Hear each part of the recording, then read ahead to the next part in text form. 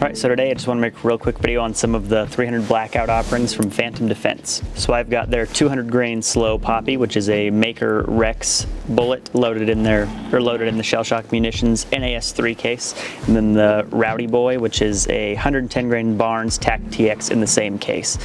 So with Phantom Defense, kind of the thing that stands out is their use of these shell shock munitions cases, and you get quite a few benefits using these cases, and so I'll just go over some of the more important ones to me. So the big thing is with this two-piece case head design, you can load them to higher pressures, which gives you higher velocities.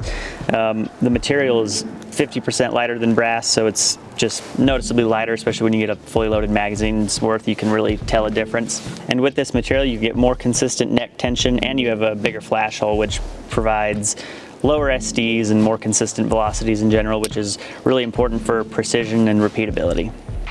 And that's the reason they still use this case for Subsonics. I was really curious because obviously you don't care about getting higher pressures with Subsonic because the pressures are super low in Subsonic, but it's because of that more consistent neck tension, the more consistent burn rate that just creates a more consistent cartridge. So that's why they're using it in the Subsonics and the Supersonics. So the first thing we'll do is I'll just take you through the accuracy test we did. We did it at 50 yards with the red dot with the Q Honey Badger, which has a 1 in 5 twist barrel, and we took some velocity readings as well, and these were the results.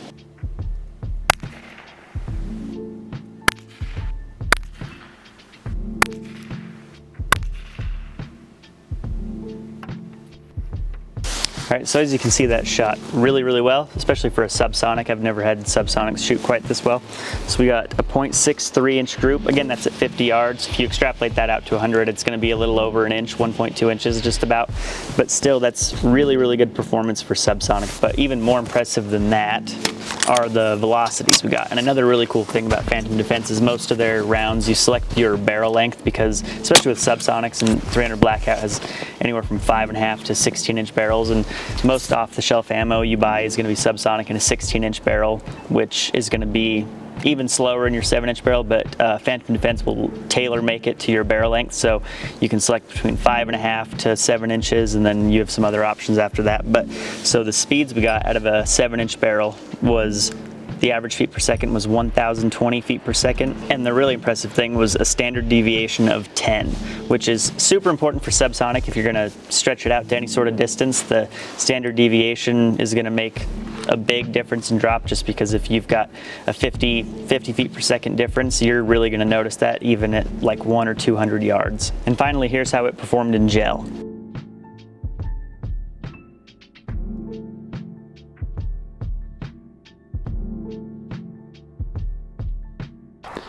So we got 1.5 inches of neck, and then it was a wound cavity about 1 inch tall and 1 inch wide, and then we settled at 19 inches.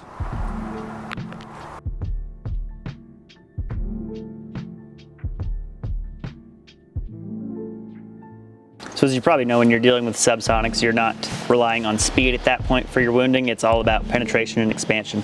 And this expanded really big. It was 0.8 something inches, and it penetrated really deep. If I remember right, it was 22 or 23 inches. And so that's really good for a Subsonic. It's way better than a Hornady Sub-X, and it's obviously way better than ball ammo. So really impressive performance. And moving on to the 110 grain, if you guys have watched the channel for a while, you know I like the Black Hills 110 grain with the same bullet. So I shot the Black Hills first, and this is again at 50 yards with a red dot. I got a 1.2 inch group, and if you extrapolate that out to 200, it's 2.4-ish. But you know, for CQB round, that might be acceptable for you.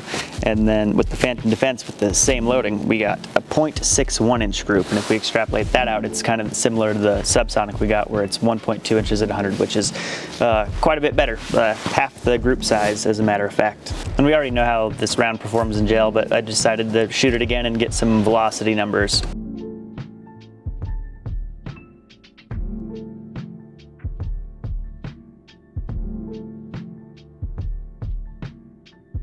So like I've said before, the Barnes TAC TX bullet is really, really predictable. So we had about 1.5 inches of neck, and then it expanded really big, and we got a wound cavity about 2 inches wide, 2 inches tall, and it carried through to 23 inches into the second block.